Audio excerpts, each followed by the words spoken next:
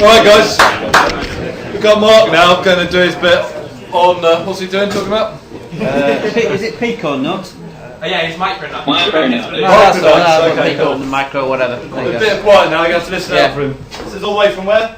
Australia. Nice. All yours, Mark. Am I on the screen or not? Yep. You are indeed.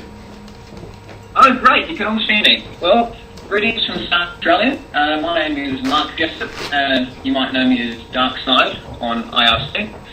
I'm a member of Project Horus, a ballooning group in Australia. Many of you may know Jessop or Cherry.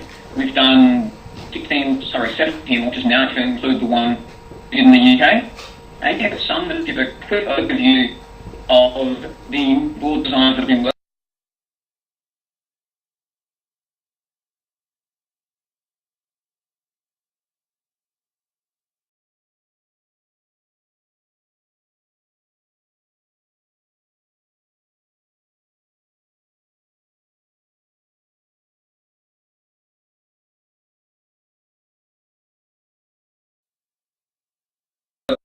In January, I got very, very bored and decided to start playing around with some PC design. And I ended up coming up with Micronut design, which is this. Yeah, I'm not sure how we can see that. And some of you guys may have seen this before. So the Micronut has the bog standard telemetry board design. There's your radiometrics module. It has an external GPS. In this case, it's some random block thing that I got a spike on. And it only flew once. Something just dropped down there. Am I still there? Yeah. I just turned the video off to try. It was just getting a bit choppy, so I just turned our video off. No problem. So Micronut flew once, and you guys might know which flight that was. That was Horus 15.5 and it reached 40.575 kilometers altitude. And yeah, that was a pretty good test. We didn't get the payload back, sadly, but I'm still pretty happy with it.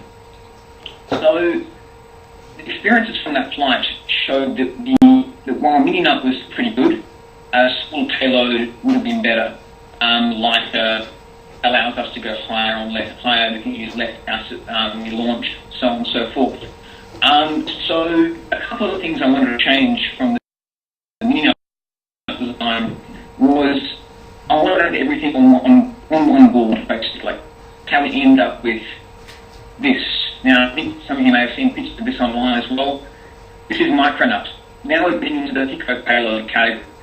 This board, obviously not including batteries, weighs 20 grams, so not as small as James' payloads, but getting closer. So onboard GPS, Sarantel helical antenna, the usual amenities, temperature sensors, so on and so forth. The newest trick on this board was that the transmit module is driven from a PWM capable pin on the AVR. Now, the the electric module, the TX pin typically goes straight to the voltage control oscillator, which controls the output frequency. Now, that's a low pass work into the VCO. This means that you can feed a PWM signal from the AVR, and you can do what's called AFK, so audio modulated frequency keying, which is used in APRS. Now, sadly, you guys can't do that in the UK. In the US, it's very common for ballooning payloads in Australia. We've just started doing it. So this is a APRS capable Micronut board. That is a 300 milliwatt, 145 megahertz transmitter. And if you use a period, so we transmit one burst of data, about 1 second's worth, every 38 seconds, we can get about 12 hours battery life out of this using 2 AAA batteries and a boost converter. That's not bad. It isn't enough to fly cross country, but it's getting there. So Micronut has been tested. It's been flight tested. That was Horus 16, the one that flew for 24 hours and 15 minutes and landed on the other side of the country. And we get that one back either, so that wasn't that good. But it proved that it worked. That was a normal payload. We flew 4 AA lithium cells, and it lasted for 24 hours. I was absolutely amazed that battery life lasted so long. So these new payloads allow us to make what we class as the payload, as small as James's. This, which is flying tomorrow, by the way, 12 hours time, I believe, weighs 47 grams, including batteries. Now, there's no ground plane on the antenna. That's kind of bad. It should still work anyway. The 47 gram mark is important. Now, whereas a 2 meter diameter limit for your non-NOTAM balloons, we have a weight limit. Our limit is 50 grams for the payload. Now, that limit is for the payload weight. The regulations say nothing at all at the balloon size. So we could legally, without NOTAM, fly this on a 2-kilogram balloon and get away with it. Now, we're not going to do that. 2-kilogram balloons are very, very expensive. Lots of gas. The balloons themselves cost about $120 to get into the country. It's pretty ridiculous. We're flying with a 200-gram balloon tomorrow. So that should be interesting. So this has a 434 megahertz standard NTX2 module, 2 AAA batteries and a 5-volt boost converter. I pulled out a USB charger. That's it. And tomorrow we'll see how it goes. The Micronut design is open source, so if anyone wants to go and build one, they're more than welcome to. The Micronut design will eventually be open source as well.